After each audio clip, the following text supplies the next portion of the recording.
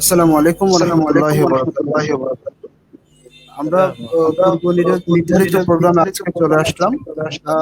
আজকে এই করোনাকালীন এই সময়ে আমরা করোনাকালীন সময়ে আমরা সৌজন্যমূলক সচেতনতা প্রোগ্রামটা প্রোগ্রামটা নিত্যপণ্যের বাজার.com এর নিত্যপণ্যের সৌজন্যে বাজার.com এর আমরা সৌজন্যে পরিচালনা আমরা করে আসছি পরিচালনা করে দীর্ঘদিন আসছি যাবৎ। দীর্ঘদিন যাবৎ।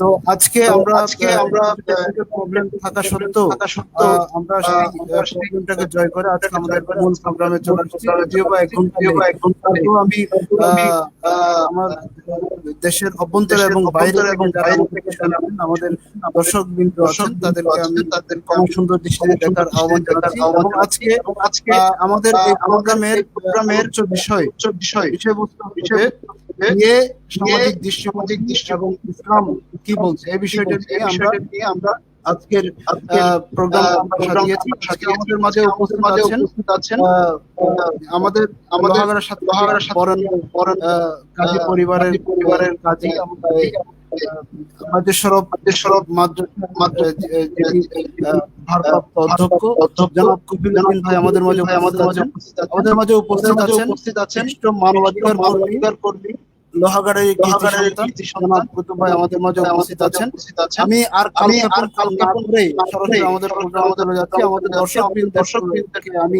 আমি জানিয়ে দিতে চাই, জানিয়ে দিতে চাই আজকের প্রোগ্রাম আজকের আপনারা যে প্রোগ্রাম যেখান আপনারা থেকে যে যেখান দেখছেন, থেকে দেখছেন আপনাদের মনে আপনাদের মনে লুকায়িত প্রশ্ন, লুকায়িত আকাঙ্ক্ষা, প্রশ্ন জিজ্ঞাসা আকাঙ্ক্ষা সবকিছু জিজ্ঞাসা আমাদেরকে সবকিছু কমেন্টে আমাদেরকে জানাতে কমেন্টে পারবেন। জানাতে পারবেন এবং এবং আমাদের আমাদের প্রোগ্রামটি শেষ প্রোগ্রামটি পর্যন্ত শেষ পর্যন্ত শোনার আহ্বান শোনার জানিয়ে আহ্বান আমি জানিয়ে আহ, আমি আমাদের আমাদের অতিথিবৃন্দের কাছে আমি অতিথিবৃন্দের চলে কাছে যাচ্ছি। আমি চলে আমাদের যাচ্ছি। সুপ্রিয় সুপ্রিয় উপস্থিতি, উপস্থিতি, আজকে আজকে যে আমাদের আমাদের ইম্পর্টেন্ট ইম্পর্টেন্ট প্রোগ্রাম সে প্রোগ্রাম আমাদের আমাদের অতিথি হিসেবে উপস্থিত অতিথি আছেন হিসেবে উপস্থিত কফিল ভাই। আছেন কফিল ভাই। কফিল ভাই কেমন আছেন কফিল ভাই আপনি? কেমন আছেন আপনি? আসসালামু আলাইকুম রহমতুল্লাহ। আলহামদুলিল্লাহ। হ্যাঁ, শুক্রিয়া। আলহামদুলিল্লাহ, শুকরিয়া। ভালো আছি। জি জি জি জি, ধন্যবাদ। জি, আমি ধন্যবাদ। আমি কুতুব ভাইয়ের কাছে কুতুব যাচ্ছি। ভাইয়ের কাছে ভাই যাচ্ছি। কেমন আছেন? ভাইয়া কেমন আছেন? আসসালামু আলাইকুম। সবাইকে স্বাগত জানাচ্ছি। আলহামদুলিল্লাহ ভালো আছি। ধন্যবাদ। আমি প্রথমে ধন্যবাদ। কফিল আমি ভাইয়ের প্রথমে কাছে প্রশ্ন কফিল ভাইয়ের রাখতে কাছে চাই। প্রশ্ন রাখতে চাই। আজকে আমাদের আজকে যে আমাদের আলোচ্য যে বিষয়, আলোচ্য সেই বিষয় বিষয়কে সেই কেন্দ্র করে বিষয়কে আমরা কেন্দ্র করে আমরা আমাদের প্রশ্নগুলো আমাদের সাজিয়েছি। প্রশ্নগুলো সাজিয়েছি। আজকে কফিল ভাইয়ের আজকে কাছ কফিল থেকে ভাইয়ের জানতে কাছ চাইবো থেকে জানতে চাইবো আসলে ইসলাম আসলে ইসলাম বিবাহটাকে কিভাবে বিবাহটাকে সমর্থন কিভাবে করছে এবং সমর্থন এই করছে এবং বিয়ের এই উদ্দেশ্যটা কি, উদ্দেশ্যটা কি? ইসলাম কি বলছে, এই ইসলাম কি বিষয়ে বলছে যদি এই আমাদেরকে একটু জানাতেন। আমাদেরকে একটু জানাতেন। ধন্যবাদ। জি, আলহামদুলিল্লাহ। আলহামদুলিল্লাহ রাব্বিল আলামিন ওয়া সালাতু ওয়াসসালামু আলা রাসূলিল কারীম ওয়া আলিহি ওয়া সাহবিহি আজমাইন। আম্মা বাদ।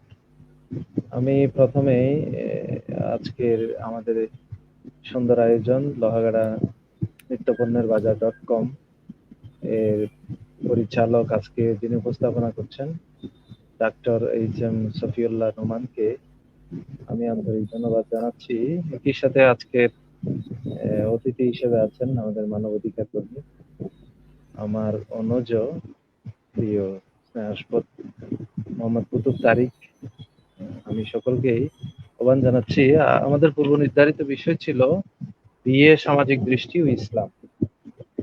এই বিষয়টুকু আমরা যদিও কিছু টেকনিক্যাল প্রবলেমে পড়েছিলাম, আলহামদুলিল্লাহ এসেছি। মূলত বিয়েটা হচ্ছে বিবাহ অথবা আমরা বিয়ে যেটা আমরা বাংলায় বলি, ইসলামী যেহেতু এখানে ইসলামের একটা পার্ট নিয়ে আসা হয়েছে। বিবাহ শব্দটা এটা আমরা যদি বাংলায় বলি, এটাকে আরবিতে আমরা নিকাহ বলি। এখনো আমাদের আইনে আমাদের ল মিনিস্ট্রি আমাদেরকে যেই ডিজিগনেশন দিয়ে আমাদেরকে নিয়োগ দেন সমগ্র বাংলাদেশে যারা বিবাহ নিবন্ধনকারী আছেন, ওখানেও লেখা আছে মুসলিম নিকাহ রেজিস্টার, মুসলিম নিকাহ ও তালাক রেজিস্টার। তালাকটাও আরবি শব্দ, নিকাহটাও আরবি শব্দ। তো এই নিকাহ শব্দের এটার প্রতিশব্দ যদি বলি আমরা, সিনোনিম যদি বলি, তাহলে এটা হয় আমাদের আকদ। এটা আমাদের এই সমাজে, আমাদের প্রচলিত সমাজে, বিশেষ করে বাংলাদেশের এই পরিবেশে আকদ শব্দটা আমাদের সকলের কাছে পরিচিত। যে আকদটা মূলত হচ্ছে একটা চুক্তি, একটা বন্ধন। এটি শরীয়ত বা ইসলাম সেটাকে একটা পবিত্র সন্ধি বলে চিহ্নিত করেছে। এই সন্ধিটা হয় পুরুষ এবং নারী দুইটা পক্ষের মাঝে, যার মাধ্যমে আমাদের পারস্পরিক পবিত্র যে সাহচর্য একান্তভাবে তাদের জীবন যাপন পদ্ধতিটা আমাদের হয়। অথবা আমরা যদি এভাবেই চিহ্নিত করি যে আমাদের সমাজ অথবা রাষ্ট্র অথবা আইন দ্বারা যেটা স্বীকৃত, আমাদের দেশের প্রাপ্তবয়স্ক নারী পুরুষ অথবা যুবক যুবতী তাদের দাম্পত্য জীবনের যে জীবন যাপন ব্যবস্থাপনা আছে, সেটাকে আমরা বিবাহ বলি অথবা নিকাহ বলি অথবা আকদ বলি, এই পরিভাষাটুকু আমরা নিতে পারি। আমরা যদি পৃথিবীর দিকে দেখতে পাই, তাহলে আপনি যে একটা প্রশ্ন করেছেন আমাদের সম্মানিত মডারেটর, যে আমাকে শুনতে পাচ্ছেন? জি, শুনতে পাচ্ছি। আচ্ছা আচ্ছা, জি। আমরা যদি দেখি প্রথমে একটু আমরা সমগ্র বিশ্বের যা কিছু সৃষ্টি আছে সবকিছুতেই এই যে একটা দাম্পত্য জীবনের অথবা একটা জোড়াই যে সৃষ্টি, এই পুল্লিঙ্গ এবং স্ত্রীলিঙ্গ, এটা আমরা দেখি। পবিত্র কোরআনে ওটি ইশারা করা হয়েছে। আল্লাহ কোরআনে বলেছেন সূরা যারিয়াতে, আমি প্রত্যেকটি বস্তু যত বস্তু আছে, অল কাইন্ডস, সবগুলোকেই আমি জোড়ায় জোড়ায় সৃষ্টি করেছি। আল্লাহ এখানে উদ্দেশ্য বলেছেন লাআল্লাকুম তাযাক্কারুন, মানে তোমরা যেন উপদেশ গ্রহণ করতে পারো। তো আমার কাছে প্রশ্ন রাখা হয়েছে যে ইসলামে বিবাহে ইসলাম কতটুকু আমাদেরকে উৎসাহিত করে, অথবা এটার প্রয়োজনীয়তাটা কি, অথবা এটার উপকারিতাটা কি। মূলত ইসলাম অসংখ্য আয়াত এবং নিদর্শন দিয়ে আল্লাহ সুবহানাহু ওয়া তাআলা এখানে আমাদেরকে সুস্পষ্টভাবে বলেছেন, উৎসাহ প্রদান করেছেন। যেমন সূরাতুর রাদে আল্লাহ সুবহানাহু ওয়া তাআলা বলেছেন যে আমি অনেক নবী রাসূলকে পাঠিয়েছি তোমাদের পূর্বে, যাদেরকে আমি দাম্পত্য জীবন দিয়েছি এবং তাদেরকে অনেকগুলো সন্তান সন্ততি দান করেছি। এখানে আমাদের বিবাহের উপকারিতাটা স্পষ্ট হয়ে যায়। অন্য আয়াতে সূরাতুন নাহল, এখানেও আল্লাহ বলেছেন আমি তোমাদেরকে, অর্থাৎ মানব জাতিকে লক্ষ্য করে আল্লাহ বলছেন, তোমাদেরকে আমি তোমাদের মধ্য থেকেই দাম্পত্য জীবন সহকারে তোমাদেরকে জোড়ায় জোড়ায় সৃষ্টি করেছি, পুরুষ নারী করে সৃষ্টি করেছি, এবং তোমাদেরকে তোমাদের অনাগত প্রজন্ম, ভবিষ্যৎ প্রজন্ম, সেটা হোক সন্তান সন্ততি অথবা নাতি নাতনি, বানিনা ওয়া হাফাদাতান ওয়া রাযাকাকুম মিনাত তাইয়্যিবাত। এখানে এই আয়াতে আল্লাহ সুবহানাহু ওয়া তাআলা আমাদের দাম্পত্য জীবন অথবা যে বিয়ের যে সামাজিক উপকারিতা অথবা ইসলামে যে উপকারিতাটা নির্ধারণ করেছেন, সেটি হচ্ছে আমাদেরকে এখানে ভালো রিজিক, উত্তম আহারের ব্যবস্থা এই দাম্পত্য জীবন বিয়ের মাধ্যমে আল্লাহ রেখেছেন বলে আল্লাহ ঘোষণা দিয়েছেন। অন্য আয়াতে আল্লাহ বলেছেন যে এখানেও একটা উদ্দেশ্য, ৩য় নম্বর আয়াত দিয়েও আমি একটা উদ্দেশ্য নিরূপণ করতে পারি আমরা, সেটি হচ্ছে আমি তোমাদের মধ্য থেকেই জোড়াই সৃষ্টি করেছি পুরুষ নারী করে, এবং তোমাদের মধ্যে একটা সম্পর্ক নির্ণয় করে দিয়েছি, যার বিবেচ্য বিষয় অথবা যার পরিচিতিটা হয় স্বামী স্ত্রী। কারণটা বর্ণনা করছেন ওয়া জাআলা বাইনাকুম মাওয়াদ্দাতাম ওয়া রাহমা, তোমাদের মধ্যে যেন সম্প্রীতি, সৌহার্দ্য, সহমর্মিতা, ভালোবাসা, আন্তরিকতার পরিবেশ তৈরি হয়, তোমরা পারস্পরিকভাবে সুন্দর, রহমতপূর্ণ, বরকতপূর্ণ, দয়ার মাধ্যমে, আচার ব্যবহারের মাধ্যমে তোমরা যেন সামাজিক জীবন যাপনটুকু, তোমাদের পারিবারিক জীবনটুকু যেন অতিক্রম করতে পারো। ৪র্থ নম্বরে আপনি আমাকে প্রশ্ন করেছেন এই বিবাহের উপকারিতাটা কি। ৪র্থ নম্বরে আল্লাহ সুবহানাহু ওয়া তাআলা আয়াতে বলেছেন হুন্না লিবাসুন লাকুম ওয়া আনতুম লিবাসুন লাহুম, অর্থাৎ ইসলাম আমাদেরকে নির্দেশনা দিয়েছে যে পুরুষরা হলো নারীদের পোশাক তুল্য, আবার নারীরা হলো পুরুষদের পোশাক তুল্য। প্রশ্ন আসতে পারে এখানে পোশাকের সাথে সাদৃশ্য দেওয়ার কারণটা কি। এর কারণ কয়েকটি কারণ আমরা খুঁজে পাই। পোশাক দিয়ে যেরকম আমরা লজ্জা নিবারণ করি, আমাদের কামনা বাসনা নিবৃত হয়, আমরা যেমন স্বামী স্ত্রীর তাদের যে দাম্পত্য সম্পর্ক যেটা বিয়ের মাধ্যমে প্রতিষ্ঠিত হয়েছে, এর মাধ্যমে আমাদের কামনা বাসনা, জৈবিক চাহিদাগুলো আমরা একান্তেই, নীরবেই অথবা গোপনে অথবা একান্তভাবে আমরা সেটাকে পূরণ করতে পারি, প্রতিপালন করতে পারি। ২য় নম্বর, পোশাকের সাথে বিয়ের দাম্পত্য জীবনের তুলনার কারণ হচ্ছে একজন অপরজন হচ্ছে সুখ দুঃখের সাথী। আমরা যেভাবে দেখতে পাই, একটু আগে আপনাদেরকে বলেছি, পৃথিবীর সবকিছু জোড়ায় জোড়ায় সৃষ্টি, সেটা চাই জীব জগতে হোক বা সেটা চাই আমরা প্রাণী জগতে হোক। যেমন আমরা গরম ঠান্ডা, দিন রাত্রি, এখানে যেভাবে পারস্পরিক একটা পুল্লিঙ্গ স্ত্রীলিঙ্গ অথবা পারস্পরিক বিপরীত লিঙ্গের যে একটা ধারণা পেয়ে থাকি, অনুরূপ ভাবে পোশাকের সাথে সাদৃশ্য হচ্ছে পোশাক দিয়ে আমরা যেভাবে সুখ দুঃখ, রাত দিন, সবসময় যেভাবে পোশাকের সাথে আমরা সবসময় আমাদের জীবনটা জড়িয়ে থাকি, স্বামী স্ত্রী পারস্পরিক সম্পর্কটা এভাবে তৈরি হয়। সবচেয়ে বেশি গুরুত্বপূর্ণ যেটা বিষয় সেটা হচ্ছে এই পোশাক দিয়ে মানুষ সৌন্দর্য বর্ধন করে, পোশাকের মাধ্যমে মানুষের ব্যক্তিত্বটা ফুটে ওঠে এবং ব্যক্তিত্বের প্রকাশ ঘটে।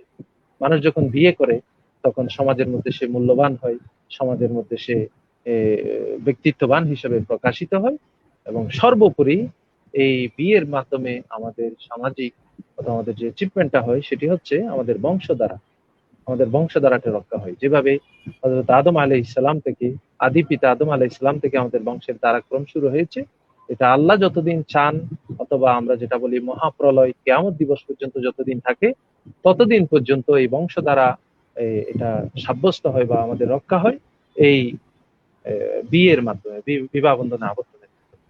অনুরূপ ভাবে আল্লাহ রাসূল সাল্লাল্লাহু আলাইহি ওয়াসাল্লাম আমাদেরকে বিয়ের জন্য উদ্বুদ্ধ করেছেন।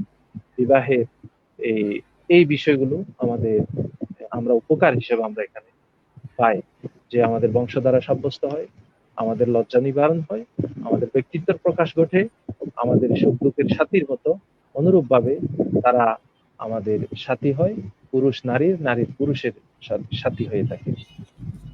এখানে আরেকটা বিষয় লক্ষণীয়, যে মানুষ যখন বিয়ে করে, ইসলাম বিয়ে করার জন্য মানুষ মানব জাতিকে উদ্বুদ্ধ করেছে, কারণ এটি হচ্ছে স্বীকৃত। আল্লাহ সুবহানাহু ওয়া তাআলা মানুষের জৈবিক চাহিদাটা দিয়েছেন ন্যাচারালি, প্রকৃতিগতভাবে।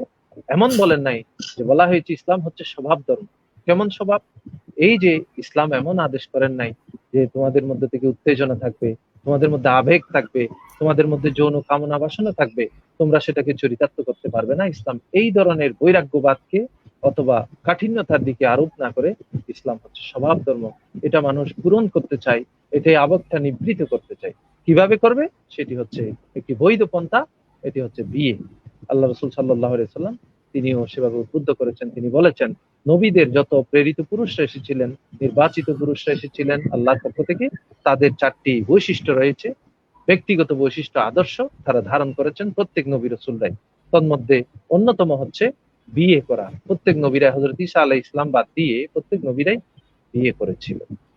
এভাবেই আল্লাহ সুবহানাহু ওয়া তাআলা আল্লাহ রাসূলের মাধ্যমে আমাদেরকে জানিয়েছেন যে কোন ব্যক্তি তার চারিত্রিক পবিত্রতা অথবা তার নৈতিকতাকে রক্ষা করার জন্য, হ্যাঁ, কেউ যদি বিয়ে করে আল্লাহর দায়িত্ব হয়ে যায়, আল্লাহ নিজেই দায়িত্ব নিয়েছেন তাকে সহযোগিতা করা। আলহামদুলিল্লাহ, এটা অত্যন্ত একটি গুরুত্বপূর্ণ বিষয়, যে আমরা ইসলাম যেটাকে বৈধভাবে আমাদের সম্পর্ক রক্ষার, নারী পুরুষের সম্পর্ক রক্ষার জন্য ইসলাম উদ্বুদ্ধ করেছে। আমাদের উচিত এই পন্থাগুলো আমরা অবলম্বন করি এবং সমাজের যেই বিবিধ বিষয়গুলো আছে, কিছু বিষয় আছে আমাদের কন্ট্রাডিকশন সমাজের সাথে, আমাদের ইসলামের সাথে, আমরা কিছু সামাজিক কালচার অথবা এটা অনাগতভাবে অন্য জাতির বিজাতির সংস্কৃতির কিছু বিষয় আমাদের সমাজে, আমাদের সংস্কৃতিতে প্রবিষ্ট হয়েছে, বিয়ের মাধ্যমে প্রবিষ্ট হয়েছে, যেটা অনেকে আমরা ইসলামাইজেশন করার চেষ্টা করছি। এই ধরনের অনেক বিষয় আছে, ইনশাল্লাহ আমরা সামনের দিকে এটা আলোচনার মাধ্যমে আমরা স্পষ্ট করবো, আল্লাহ যদি তৌফিক দেন। ধন্যবাদ প্রিয় ভাইয়া। আমরা চমৎকার আলোচনা শুনলাম এতক্ষণ ধরে। এখন আমি আপনাদের কাছে আসতে চাচ্ছি। আমাদের বর্তমান সময়ে যে বিষয়টা আমরা পর্যবেক্ষণ করছি, কুতুব ভাই কি শুনছেন? জি, বর্তমান সময়ে আমরা যে বিষয়টা পর্যবেক্ষণ করছি সেটা হলো যে আমাদের সোসাইটিতে অবৈধ মেলামেশা ইজি আমরা ইজিভাবে দেখতে পাচ্ছি, কিন্তু বিয়েটাকে অনেক কঠিন ভাবে আমরা উপস্থাপন হচ্ছে। বিশেষ করে আমরা দেখতে পাচ্ছি যে যৌতুকের বিষয় আছে, সবকিছু মিলিয়ে আমাদের বিয়ে সংক্রান্ত সামাজিক যে অবক্ষয়গুলো আছে, আমাদের সামাজিক সীমাবদ্ধতা গুলো আছে, বিয়েকে আমরা যে আজকে একটা কঠিন বস্তুতে পরিণত করেছি, সেই বিষয়গুলো, সেই সামাজিক দৃষ্টিভঙ্গিগুলো তুলে দেওয়ার জন্য আহ্বান জানাচ্ছি। ধন্যবাদ।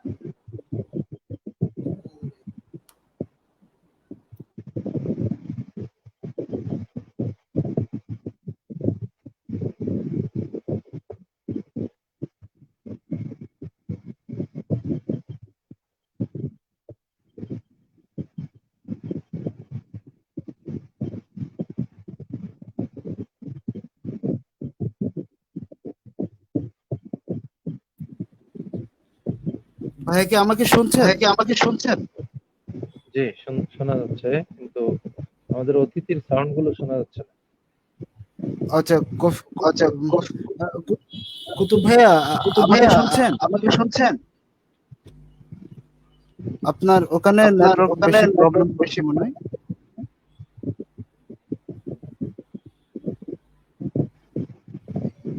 ঠিক আছে কিনা দেখো।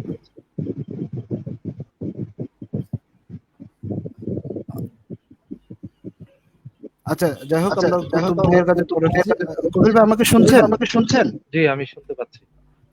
কুতুব ভাইয়ের কথাগুলো তো ক্লিয়ার হচ্ছে না মনে হয়। জি, ওনার সাউন্ডটা আচ্ছা আসছে না। ঠিক আছে, আমার শোনা যাচ্ছে? হ্যাঁ একেবারে ক্লিয়ার শোনা যাচ্ছে আপনার। ধন্যবাদ। আমরা কুতুব ভাইয়ের কাছে ওকে, জানতে চাই যে আমাদের সামাজিক যে অবক্ষয়গুলো আমাদের সমাজ কিভাবে আজকে বিয়েটাকে অনেক কঠিন বস্তু হিসেবে আমরা যেভাবে দেখতে পাচ্ছি, যেন আমরা বিয়েটাকে আমরা সামনে গ্রহণ করতে পারছি না, কিন্তু বাহায়াপনা অশ্লীলতাকে আমরা সামনে গ্রহণ করছি। এই ব্যবধানটা আলোচনার মধ্যে তুলে ধরার আমি আহ্বান জানাচ্ছি। ধন্যবাদ।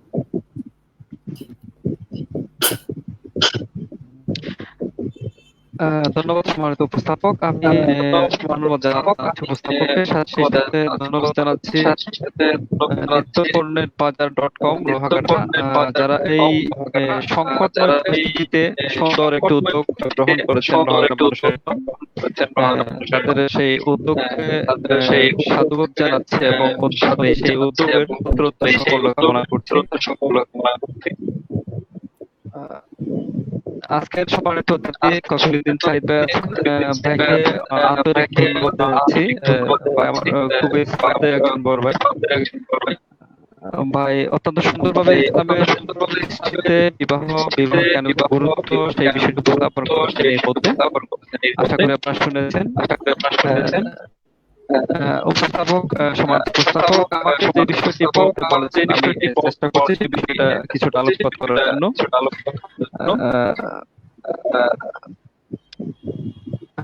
আমাকে শোনা যাচ্ছে? শোনাচ্ছে ভাই। ওকে, ঠিক আছে। আচ্ছা, প্রথমত হচ্ছে বিয়ে যেটা ইসলাম যেভাবে বলে, বিয়ের পৃথিবীর কোন ধর্মই কিন্তু বিবাহের বিরুদ্ধ বলে না। প্রত্যেকটা ধর্মেই বিবাহের বিষয়টা বলা আছে। বিবাহের মাধ্যমে পরিবার সমাজ গঠন, পরিবার গঠন, এই বিষয়গুলো প্রত্যেকটা ধর্মে বলা আছে। এবং ধর্মের বাইরে যদি আমি ধর্মতে যেতে চাই, সেক্ষেত্রেও দেখা যাবে প্রত্যেকটা সমাজে পৃথিবীর আপনার আমরা বাংলাদেশ থেকে শুরু করে আমরা আফ্রিকা মহাদেশ বলি, আমেরিকা বলি, ইউরোপ বলি, প্রত্যেকটা মহাদেশে কিন্তু বিয়ের প্রচলন আছে এবং বিয়ের মাধ্যমে সমাজ গঠন হয়। এটাই হচ্ছে ইউনিভার্সাল অ্যাকসেপ্টেড নীতি, যার মাধ্যমে সমাজ গঠন হয়, পরিবার গঠন হয় এবং এই পরিবার গঠনের মাধ্যমে হচ্ছে মানব সভ্যতা যুগের পর টিকে আছে। জি মানব সভ্যতা বিকাশের জন্য দরকার হয় সমাজ ও রাষ্ট্র। সমাজের প্রথম সোপান হলো পরিবার, আর এই পরিবারের গঠনের অন্যতম মাধ্যম হচ্ছে বিয়ে। এখন এই বিয়েটা কোন সমাজে কিভাবে আছে সেটার উপর ডিপেন্ড করে হচ্ছে ওই সমাজে বিবাহটা কতটা অ্যাকসেপ্টেড হচ্ছে, পরিবার কত সুন্দর হচ্ছে, পরিবার গঠনটা কত সুন্দর হচ্ছে। এখন সমাজের কথা যদি বলি, আমাদের বাংলাদেশের কথা যদি বলি, বাংলাদেশে কিন্তু আপনি যখন প্রত্যেকটা সমাজে সোসাইটিতে বিয়ের কালচারটা ভিন্ন ভিন্ন। যেমন আমাদের বিয়ের কালচার যেরকম, লোহাগাড়ার বাইরে যখন যাবো, সেখানে যদি যাই, সেখানে কিন্তু সবগুলো নিয়ম নীতি একইভাবে পালন করা হয় না। আবার হচ্ছে যখন আমি চিরঙের বাইরে চলে যাবো, ধরুন ফেনীর দিকে চলে আসলাম, নোয়াখালীর দিকে চলে আসলাম, কিংবা কুমিল্লা কিংবা নর্থ বেঙ্গলে চলে গেলাম, সেখানেও কিন্তু ভিন্ন। এখন আমি যদি আমার লোহাগাড়ার পার্সপেক্টিভে বলি, তাহলে আমাদের সমাজে, বিশেষ করে লোহাগাড়া শহরকে নিয়ে চট্টগ্রামের কথা বলি, চট্টগ্রামে কিন্তু বিয়েটাকে অনেক বেশি কঠিন করা হয়েছে, অনেক বেশি কঠিন ভাবে করা আছে। যার কারণে অনেক ইয়াং সমাজ যারা হচ্ছে আমাদের মতো যারা আছে বা আমাদের বয়সী যারা আছে অনেকে আছে এই কঠিনতার কারণে বিয়ে করতে ভয় পাচ্ছে বা সমাজ নিয়ম নীতি মেনে তার পক্ষে বিয়ে করা সম্ভব হচ্ছে না। সেজন্য বলা আছে যে সমাজে বিয়ে যত সহজ। জি জি শোনা যাচ্ছে ভাই। আচ্ছা, আমার কথাই হচ্ছে মতো। আচ্ছা, যে সমাজে বিয়ে যত কঠিন সেই সমাজে হচ্ছে যত কঠিন সেই সমাজে ওই অবৈধ সম্পর্ক বলি বা বিবাহ সম্পর্কের কথা বলি বিষয়গুলো হয়ে যায় এবং সেটাই কিন্তু হচ্ছে আমাদের সমাজে অনেক বেশি হচ্ছে। এখন চিটাগংয়ের কালচারের কথা আমরা যদি বলি, কয়েকটা কালচারের কথা আমি বলি। একটা হচ্ছে মহল্লার বিষয়টা।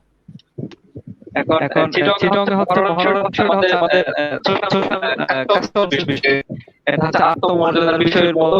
মানে আপনার যে ফ্যামিলির যত বড় অ্যামাউন্টের মহরণ হবে তাদের বিয়েতে সামাজিক মর্যাদা অনেক বেশি, এরকম মনে করা হয়। আর একটা বিষয় হচ্ছে যৌতুক ফেলালি, যেটা হচ্ছে মেয়ে পরিবারের উপর, আর মহরণ ছেলে পরিবারের উপর অবৈধভাবে বা অযৌক্তিকভাবে চাপিয়ে দেওয়া হয়। আরেকটা হচ্ছে সেম ভাবে হচ্ছে মেয়ে পরিবারের প্রতি হচ্ছে যৌতুকের আপনার উপস্থাপনার সময় বলেছেন যৌতুকের বিষয়টা সমভাবে এখন যার কারণে অনেক বিবাহ ছেলে আছে যারা বিবাহ করার বয়স হয়েছে, তাদের সামর্থ্য আছে, কিন্তু মানতে গিয়ে তারা বিবাহ করতে পারছেন না। এখন এইখান থেকে বের হয়ে আসার ওয়েটা কি? আমি পরিবারের একক, সেম ভাবে আপনি পরিবারের একক, প্রত্যেকটা একক ভূমিকা পালন করছে এই যে এই বিবাহ কঠিন করার ক্ষেত্রে। ইসলাম যেভাবে বলছে সহজ করার জন্য ইসলাম বলছে। আমি অন্যান্য ক্ষেত্রে বিবাহ কঠিন করা হয়নি সব। এখন আমরা সামাজিক কাজগুলোকে কিভাবে নিয়ে আসছি? কারণ হচ্ছে যৌতুক কিন্তু আমাদের ইসলাম ধর্মে প্রভাবিত ছিল না। এখন উপমহাদেশে যেটা হচ্ছে বিভিন্ন সামাজিক রীতি এগুলো গবেষণা করে যে মূল বিষয়টাতে গুরুত্ব দেওয়া হয় বা যে মূল বিষয়টা ফোকাস করা হয় সেটা হচ্ছে হিন্দু রীতি থেকে হচ্ছে যৌতুক প্রথা আসছে। হিন্দু ধর্ম থেকে হিন্দু ধর্মে যৌতুক প্রথা হিন্দু ধর্মে যৌতুক প্রথা ছিল হচ্ছে হিন্দু ধর্মে অনেক সিস্টেম আছে, অনেক বেশি জাতি আছে, নিম্ন জাত, মধ্যম জাত, অনেকগুলো জাত আছে হিন্দু ধর্মে।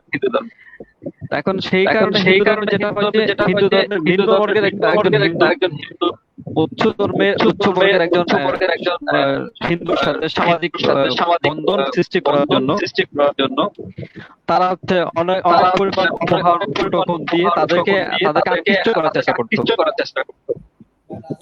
এবং সেই চেষ্টা থেকে হচ্ছে অনেক সময় এই কাজটা চলে আসছে। আরেকটা বিষয় হচ্ছে মেয়েদের পরিবার মেয়েরা কিন্তু পরিবারের পক্ষ থেকে কোনো ধরনের সম্পত্তির অধিকার পায় না।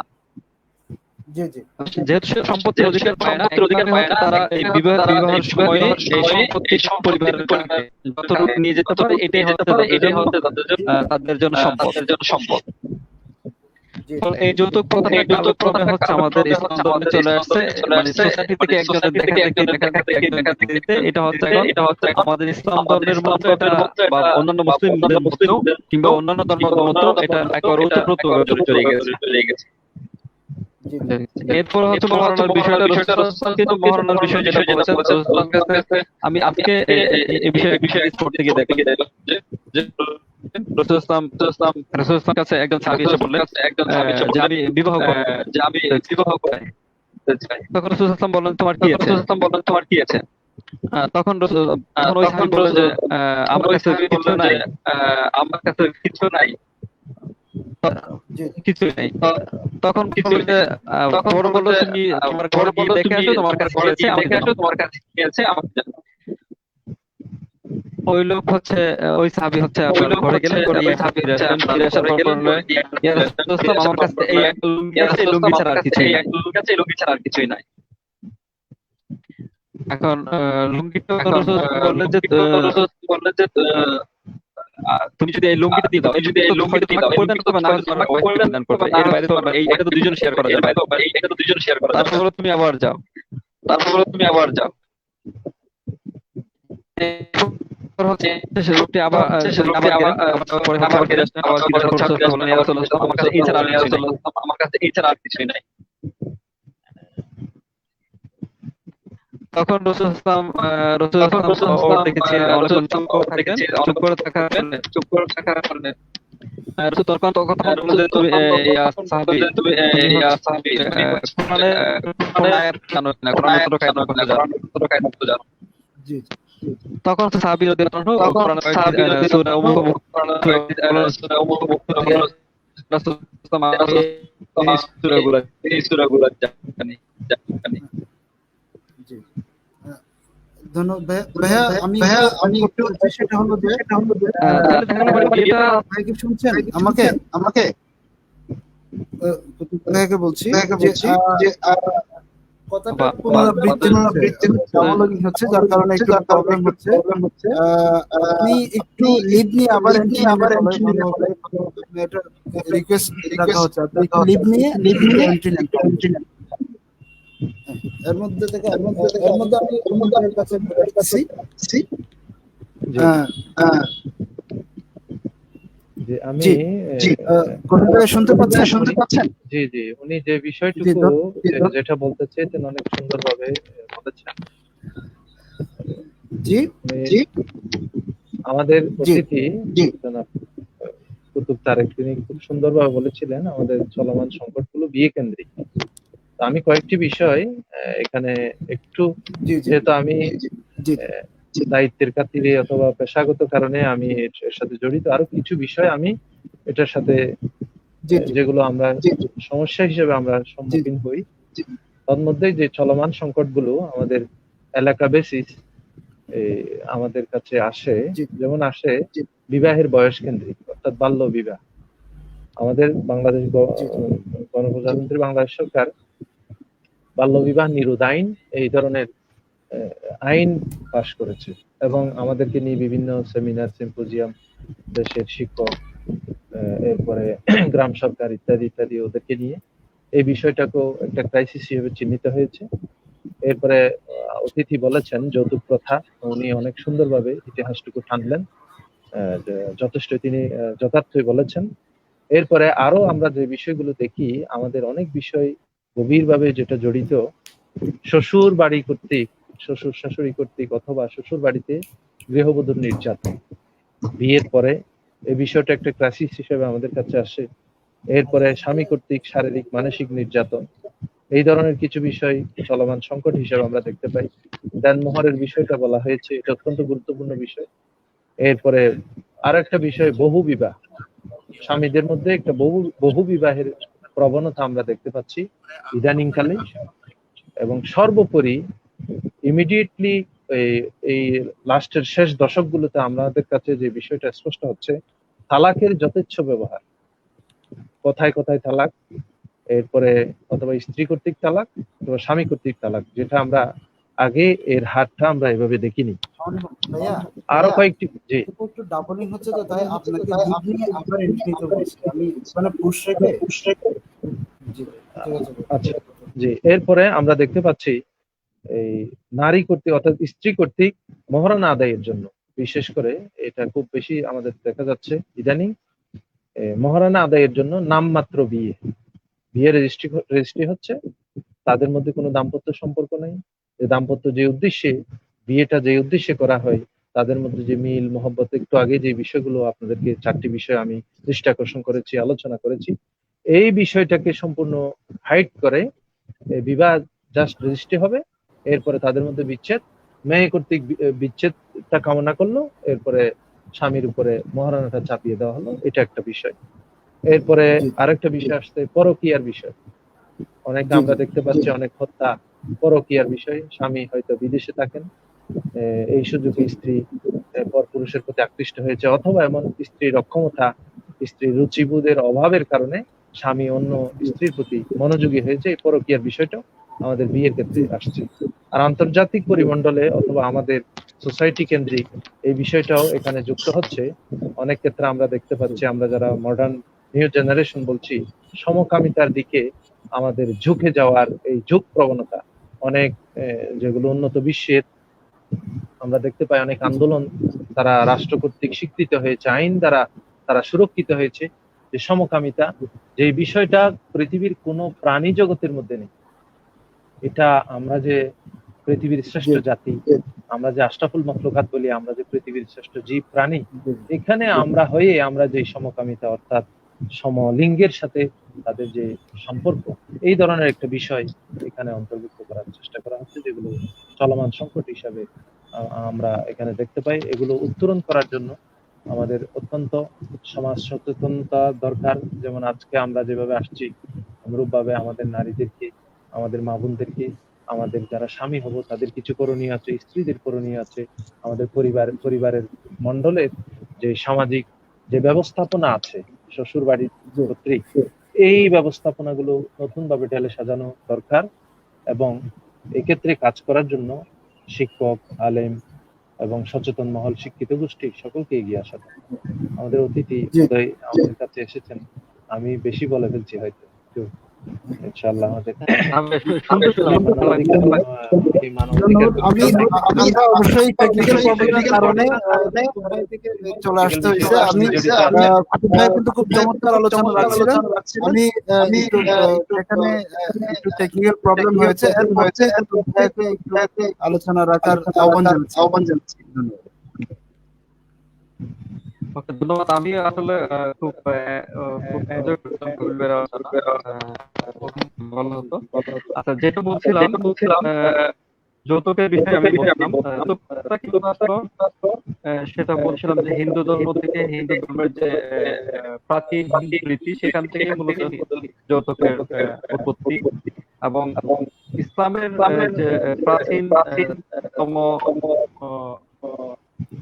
অবস্থা বা ইসলামের যে প্রাচীন যুগ, সেই যুগে কিন্তু যৌতুকের কোনো স্থান ছিল না, সেই যুগে যৌতুক প্রথার কোনো স্থান কোথাও ছিল না। হিন্দু রীতিতে আমি যেটা বলছিলাম, কুলীন তত্ত্ব, যে সামাজিক যারা হচ্ছে নিম্ন স্তরের হিন্দু যারা আছে, বা যারা হচ্ছে একটু নিম্ন স্তরের হিন্দু যারা হিন্দু কাস্ট সিস্টেম যেটা বললাম,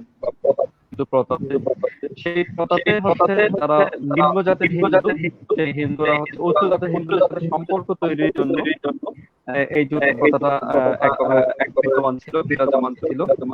এরপর হচ্ছে আরেকটা হচ্ছে আমরা বলি যে 19বিংশ শতাব্দীতে যেটা আসে, হিন্দু যে কুলীন তত্ত্ব, যেটা সেটা হচ্ছে মধ্যবিত্ত সোসাইটি যারা আছে বা মধ্যবিত্ত শ্রেণী যারা আছে, তাদের মধ্যে শক্তিশালী ভাবে এটা জিয়ে থাকে। এবং আরেকটা যেটা বলছিলাম, হিন্দু সমাজের উত্তর দিকের যে আইন, মেয়েদের কোনো অধিকার থাকে না, সে অধিকার না থাকার কারণে হচ্ছে হিন্দু ধর্মের যে পৈতৃক আইন, সেই পৈতৃক আইনে কিন্তু বলা আছে, স্পষ্টতই বলা আছে, সেখানে পিতার সম্পত্তির অধিকার কে পাবে হচ্ছে পুত্র অথবা হচ্ছে বিধবা থাকতে বিধবা থাকতে কন্যা পিতার সম্পত্তিতে সম্পদ লাভ করতে পারবে না। অর্থাৎ কন্যা কখনোই হচ্ছে পিতার সম্পত্তি ভোগ করতে পারবে না। হিন্দু ধর্মের প্রতিষ্ঠিত হিন্দু আইন প্রতিষ্ঠিত। ফলে এই অধিকারের যে বিষয়টা বা সেটা হচ্ছে আমাদের মুসলিম সমাজে চলে আসে, মুসলিম সমাজে চলে আসার পরে এখন হচ্ছে আমাদের বিশেষ করে বাংলাদেশ যেহেতু উপমহাদেশ হিন্দু অধ্যুষিত এলাকা, বিশেষ করে ভারতীয় উপমহাদেশ, সেই কারণে আমাদের পার্শ্ববর্তী রাষ্ট্র ভারতের অনেক সমাজের মধ্যে বিরাজমান আছে, যেগুলো হচ্ছে আমরা অনেকটা হচ্ছে হিন্দুদের চেয়ে অনেক বেশি মুসলিমরা হচ্ছে ধারণ করে ফেলেছি বা আমরা চর্চা করছি। এই চর্চাটা হচ্ছে এখন এমন পর্যায়ে চলে গেছে, এখন হচ্ছে সামাজিক হয়ে গেছে যে আমাদের ছেলে বিয়ে করবে, বিয়ে করার জন্য হচ্ছে যদি 1000 বড় স্ত্রী না যায়, তাহলে তো এটা সম্মান চলে যায় আমার। কিন্তু এই যে 1000 বরযাত্রী গিয়েছে, আমি আরেকটা পরিবারকে পুরো রাস্তায় বসিয়ে দিচ্ছি, একটা পরিবারকে পুরো অসহায় করে দিচ্ছি। সেই বিষয়টা কিন্তু আমি একটা নতুন সম্পর্ক তৈরি করার সময়, একটা নতুন সম্পর্ক আমার পরিবারের সাথে একটা শুভ সূচনা, শুভ সম্পর্ক করার সময় আমি একটা পরিবারকে আমি রাস্তায় বসিয়ে দিচ্ছি। এই বিষয়ে আমি চিন্তা করছি না। আমি হতে পারি একজন হাজি সাহেব, আমি হতে পারি একজন আলেম, আমি 5 ওয়াক্ত নামাজ পড়ছি, মানে সবগুলো আমি কিন্তু মেনে চলছি। কিন্তু আমি যখন এই যে পরিবারের ছেলের বিয়ের কথা আসছে, তখন বলছি যে না, আমি তো অমুকের কাছে খাইছি, এখন আমাকেও খাইতে হবে, আমাকেও খাওয়াইতে হবে। তো এরকম ভাবে কিন্তু আমরা এই কাজটাকে আমরা লালন করছি বা পালন করছি, এবং এই পালনের শিক্ষা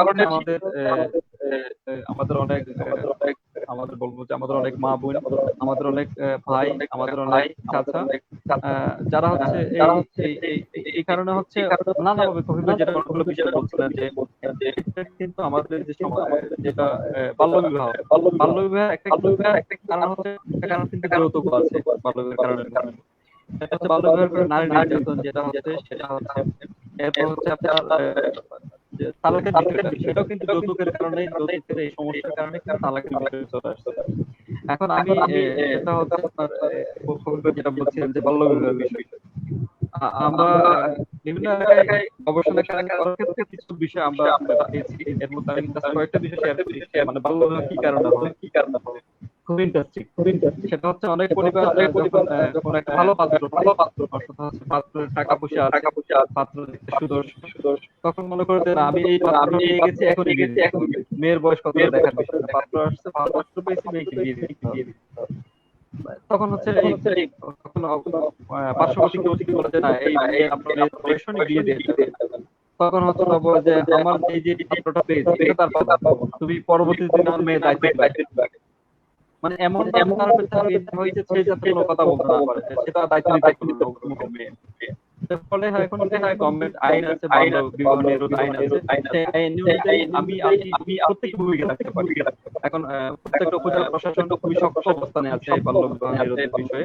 ইভেন যৌতুকের বিষয়েও যৌতুক নিরোধ আইন আছে 1980। সেই আইন অনুযায়ী কিন্তু আমি যেটা বললাম, ধর্মীয় দৃষ্টিতে যৌতুক নিষিদ্ধ, এটা কিন্তু নয়। মানে বা এই যে যৌতুক প্রথা ধর্মীয় ইসলাম সমর্থন করা, সেটা নয়। আমাদের রাষ্ট্রীয় যে আইন আছে বা যে আইন আছে, সেই আইনে কিন্তু আমার যৌতুক সমর্থন করা, সেই আইন কিন্তু এই যৌতুককে নিষিদ্ধ করা হয়েছে আইন দিয়ে। তো ফলে আমি ভূমিকা রাখতে পারি যে আমার আপনার যৌতুক নিয়ে বিয়ে করে, সেই বিয়ে ব্যাপারে যদি আমি উপজেলা প্রশাসনকে রিপোর্ট করি, আমি যদি পুলিশ প্রশাসনকে রিপোর্ট করি, সেটা কিন্তু আমি ভূমিকা রাখতে পারি। এখন সমাজ মানে কি, সমাজ ইটসেলফ কোনো অস্তিত্ব নাই। সমাজ আমি ব্যক্তি নিয়ে সমাজ, আমার পরিবার নিয়ে সমাজ, আমি সবাই মিলে সবাই যদি ভূমিকা রাখতে পারি, এই সমাজে যে আমরা বিবাহকে সহজ করবো, বিবাহের যে প্রথা যেগুলো আছে বা অপপ্রথা যেগুলো আছে, সেই প্রথাগুলোর বিরুদ্ধে হচ্ছে আমরা রুখে দাঁড়াবো, আমরা হয়তো ভূমিকা রাখবো। এখন যদি আপনি একজন ভূমিকা রাখেন, 5-10 জন বিরুদ্ধাচারণ করে, তাহলে কি হবে? সবাইকে দেখতে হবে। বিশেষ করে এখানে সবচেয়ে বেশি বড় ভূমিকা রাখতে পারেন প্রত্যেকটা মসজিদের ইমাম যারা আছেন, যারা আছেন, তাদের কথা যতই বলি, তাদের কথা অনেকেই শুনে বা শুনতে বাধ্য হয়। কারণ দিন শেষে তাদের এরপর যারা বিশেষ করে স্কুল মাদ্রাসা শিক্ষক যারা আছে, তারা স্টুডেন্ট যারা আছে, যারা বিয়ে করবে, সামনে 5 বছর পরে বিয়ে করবে, 10 বছর পরে বিয়ে করবে, তাদের মধ্যে কিন্তু এই যে বিয়ের সুন্দর যে সুনীতিগুলো আছে, অন্য ধর্মের হয়, যে হিন্দু ধর্ম অনুযায়ী যে শিক্ষাটা দেওয়া উচিত, সেটা শিক্ষাটা যদি যথাযথ দেওয়া হয়, তখন হয় যে এই যে বিয়ের অবস্থাগুলো যেগুলো আছে, সেই অবস্থাগুলো থেকে বের হয়ে আসা সম্ভব। কিন্তু এটার জন্য দরকার হচ্ছে সমন্বিত প্রয়াস। আমরা যে আজকে এটা শুধুমাত্র আজকের দিনের জন্য, প্রত্যেককেই মানে এই কথাগুলো বেশি প্রচার করতে হবে, বেশি শুনতে হবে। যত বেশি শুনবো, যত বেশি বলবো, তখন হচ্ছে এগুলো মানুষের মাথার মধ্যে ঢুকবে, মানুষের মাথার মধ্যে কাজ করবে। কারণ আমরা এগুলো না শুনতে হয়, আমরা যেটা শুনছি যৌতুক, আমরা যেটা শুনছি হয়তো বিয়ের সময় 20 লক্ষ টাকা মোহর দিতে হবে, 30 লক্ষ টাকা মোহর, এটা কিন্তু আমরা প্রতিনিয়ত শুনি এবং শুনে এটাই চর্চা হচ্ছে। তারপর হচ্ছে যৌতুকের ক্ষেত্রে আমার হচ্ছে 10 মোটরসাইকেল দিতে হবে, ফার্নিচার দিতে হবে।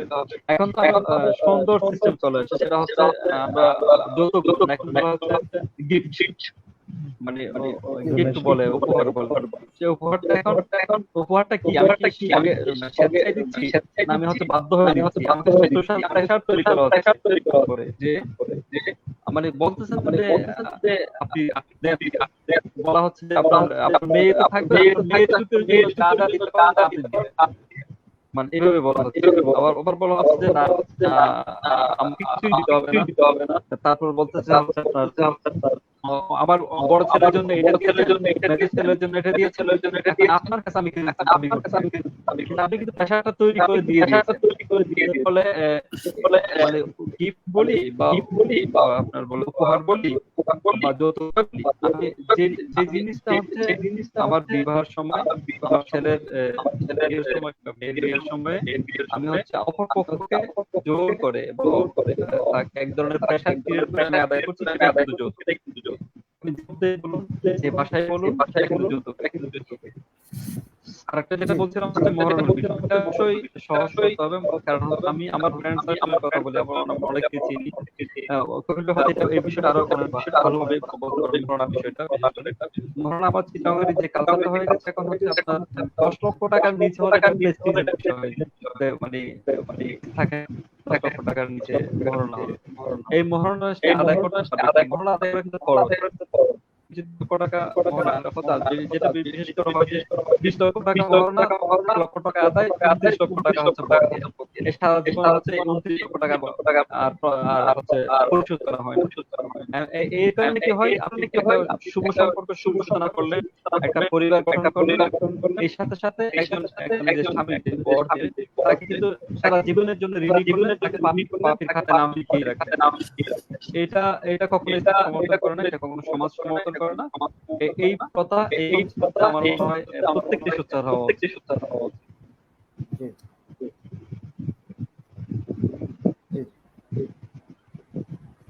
ধন্যবাদ ভাইয়া, চমৎকার আমরা আলোচনা আসলে ভাইয়া চমৎকার ভাবে সামাজিক দিকগুলো তুলে ধরেছেন।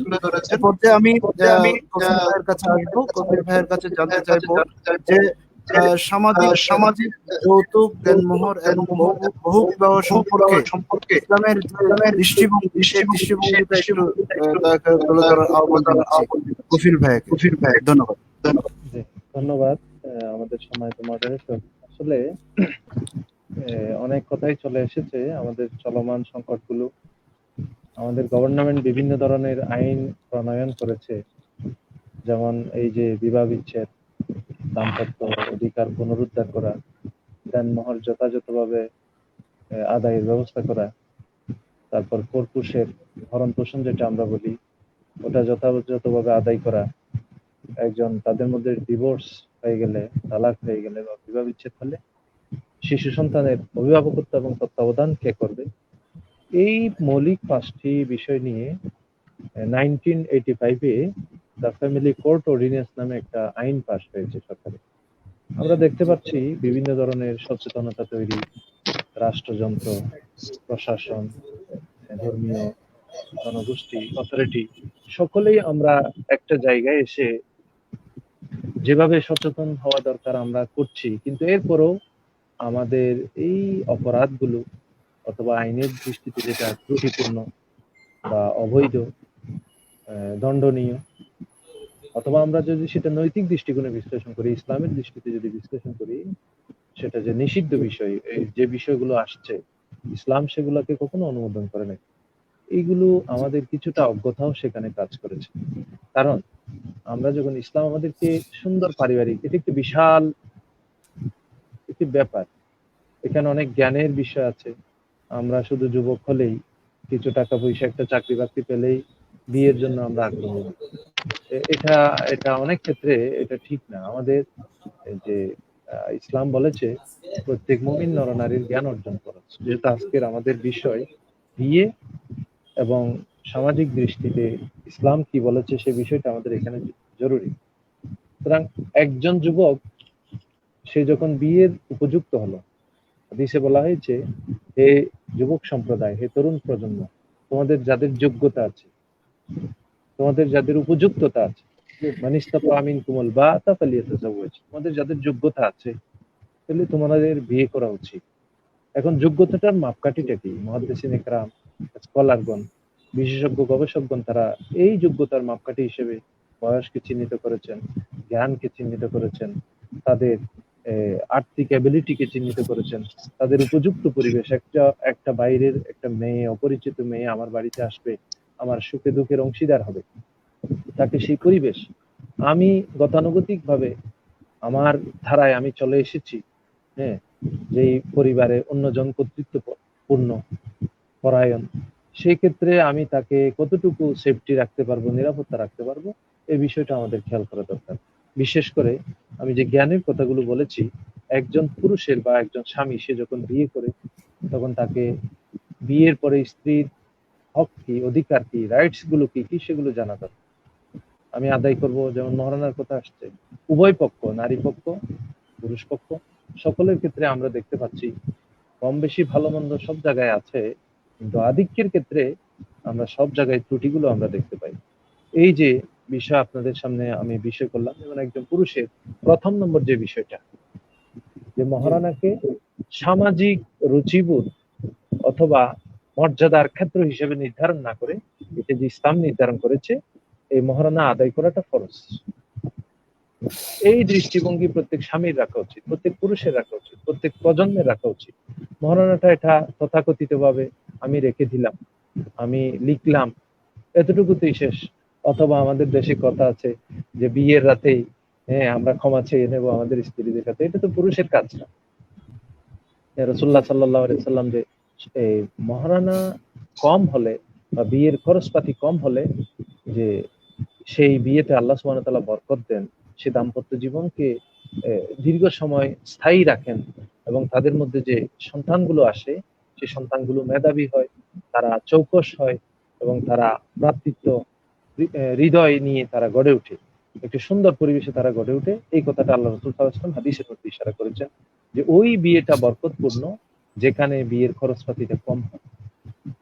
এই কমের ভিতরে, মাউনার ভিতরে, এখানে হাদিসের শব্দ এসেছে মাউনা, মাউনার ভিতরে মহারানা আধিক্যটা এটাকে বুঝাই না। মহারানা যতটুকু পারা যায় নগদ আদায় করাটা এটা অত্যন্ত গুরুত্বপূর্ণ। আমাদের সমাজে আমরা দেখতে পাচ্ছি, অন্যান্য রাষ্ট্রগুলোতে আমরা দেখি, বিশেষ করে মুসলিম অধ্যুষিত যে অঞ্চলগুলো, সেখানে আমরা দেখতে পাই মহারানা আগে আদায় করতে হবে, তার প্রয়োজনীয় অন্ন বস্ত্র বাসস্থানের প্রয়োজনীয় ব্যবস্থাপনা আলাদাভাবে তাকে করতে হবে, তাকে প্রয়োজনীয় তার সতীত্ব সুরক্ষা, তার সম্মান সম্ভ্রম ইত্যাদি সুরক্ষার জন্য তার যথাযথ ব্যবস্থাপনাগুলো থাকতে হবে।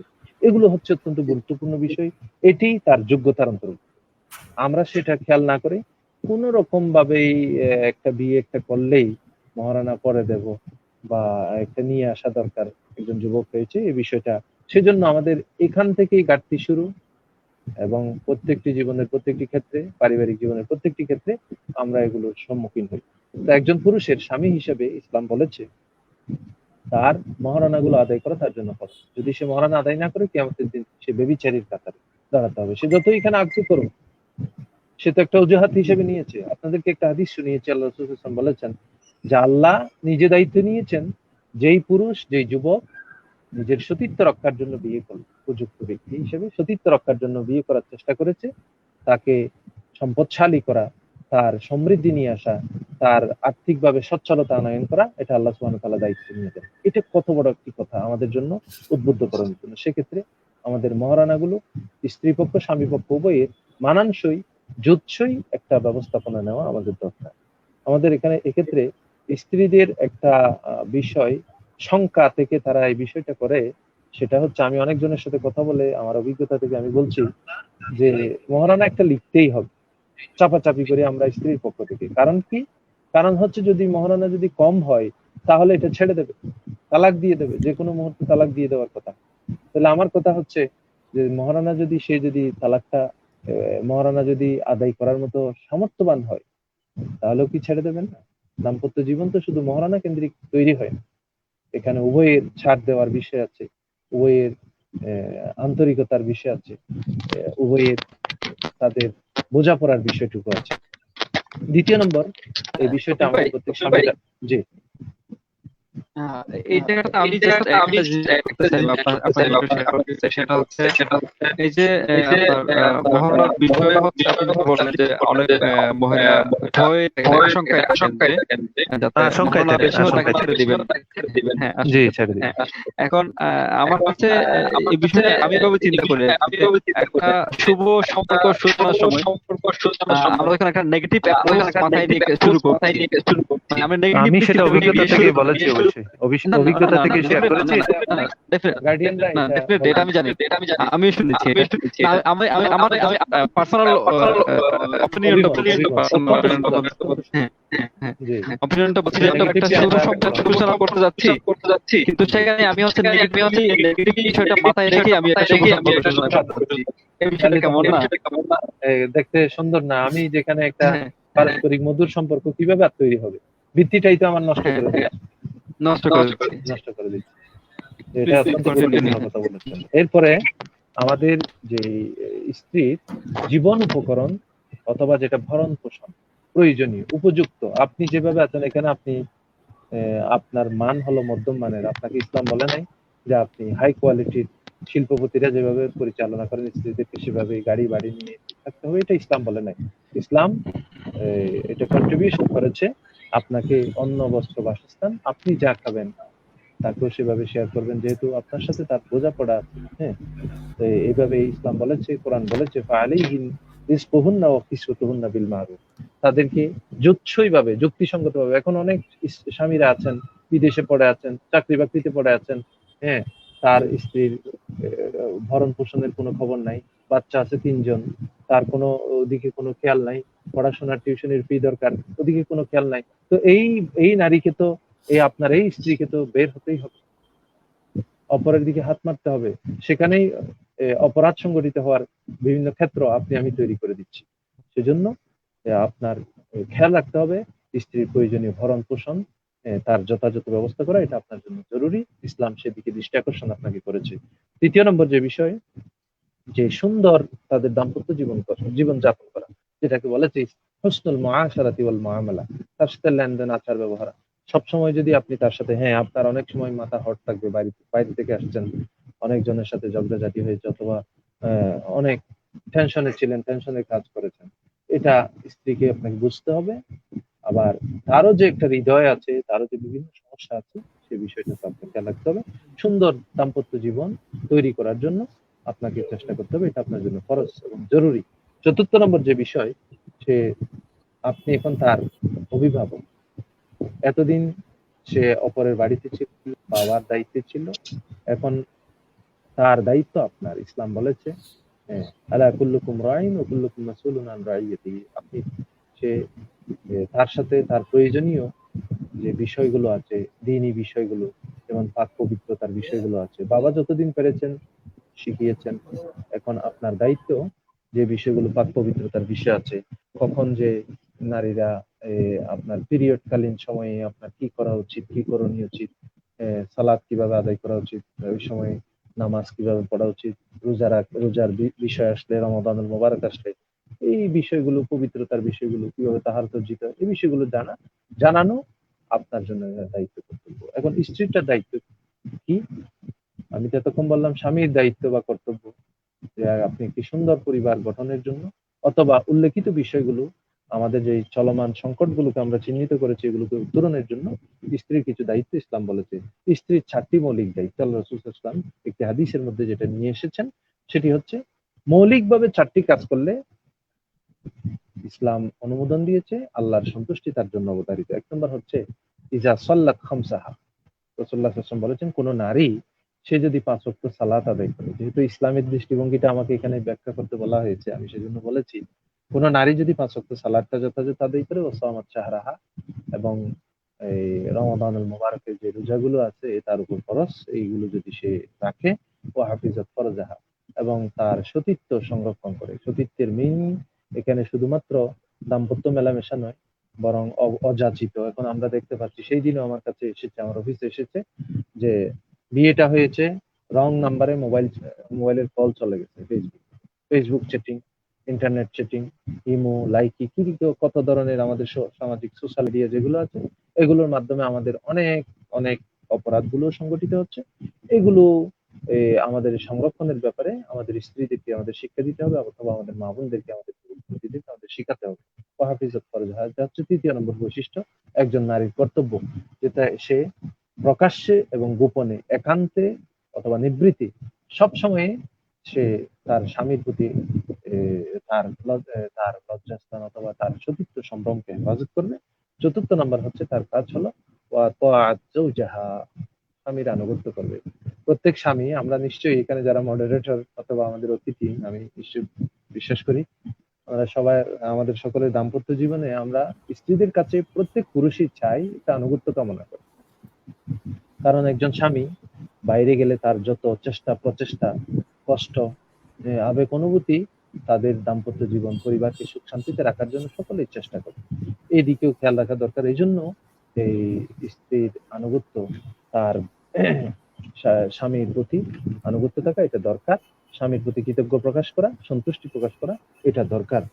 এরপরে স্বামীর যৌন দাবি পূরণ করা। আপনাদেরকে একটু আগেই বলেছিলাম পরকীয়ায় লিপ্ত হওয়ার কথা বলেছি। এরপরে আরো কিছু সংকটের কথা আপনাদেরকে বলেছি, তালাকের যথেচ্ছ ব্যবহার।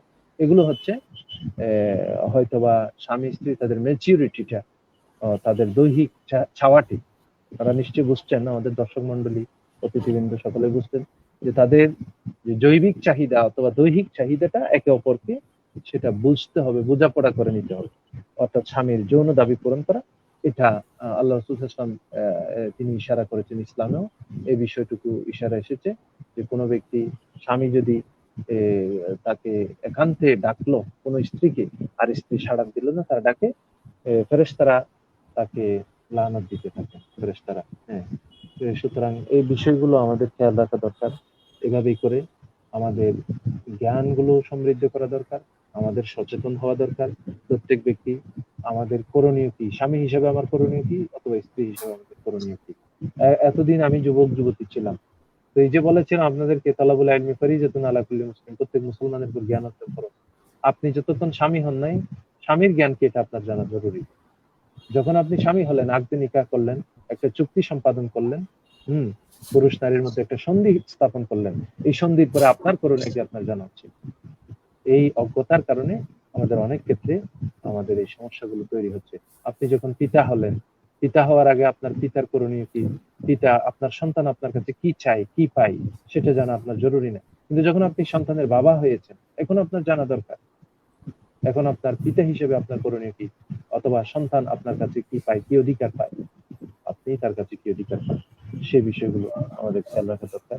আসলে নারীর যে বিশাল এই পারিবারিক জীবন, ইসলামের যে পারিবারিক সৌন্দর্যগুলো, এটাকে নষ্ট করে দেওয়ার জন্য কিছু কুচক্রী মহলও আমাদের সমাজে কাজ করছে, যেটা আমরা দেখছি। নারীকে অপ্রয়োজনে তাদেরকে কর্মমুখী করা। আমি এক্ষেত্রে বলছি না নারীরা শুধু ঘরেই থাকবে, মৌলিকভাবে নারীর ক্ষেত্রটা হচ্ছে তার পরিবার, এটাই তার সম্মান এবং সুরক্ষা, ইজ্জত আবরু সম্ভ্রম গুলো সুরক্ষিত হয়। প্রয়োজনে সে সবকিছু করবে, প্রয়োজন যখন দেখা দেবে, ইসলাম সবকিছু অনুমোদন দিয়েছে, কিন্তু প্রয়োজন ব্যতীত একজন নারীর অন্যদিকে মনোযোগী হওয়া, এটার কারণে আমাদের বিবিধ সমস্যা আমাদের তৈরি হচ্ছে, অযাচিত সমস্যার সম্মুখীন আমরা হয়ে যাচ্ছি। নারীরা প্রতিষ্ঠান করবে, নারীরা পড়ালেখা করবে, নারীরা সামরিক বাহিনীতে চাকরি করতে পারবে, গবেষণা করবে, তারা সব করবে, কিন্তু মৌলিকভাবে তার ক্ষেত্র হলো পরিবার। যেহেতু এই পরিবারের মাধ্যমে সে একটা জাতি গঠন করছে, সে একটি ভবিষ্যৎ প্রজন্মকে সুরক্ষিত করছে, ভবিষ্যৎ প্রজন্মকে সে, এই ক্ষেত্রে যদি সে একটু মনোযোগী হয় আপনার সন্তানটুকু গড়ার ক্ষেত্রে, তাহলে ইনশাআল্লাহ আমাদের যে সংকটগুলো, এগুলো আমরা কাটিয়ে উঠতে পারবো। আর আপনাদেরকে আরেকটা বিষয় এখানে আমি দৃষ্টি আকর্ষণ করছি, শ্বশুর শাশুড়ি, শ্বশুর বাড়ির যে নির্যাতন গুলো আছে, এটা অনেক ক্ষেত্রে অমানবিক, অনেক ক্ষেত্রে অগ্রহণীয়।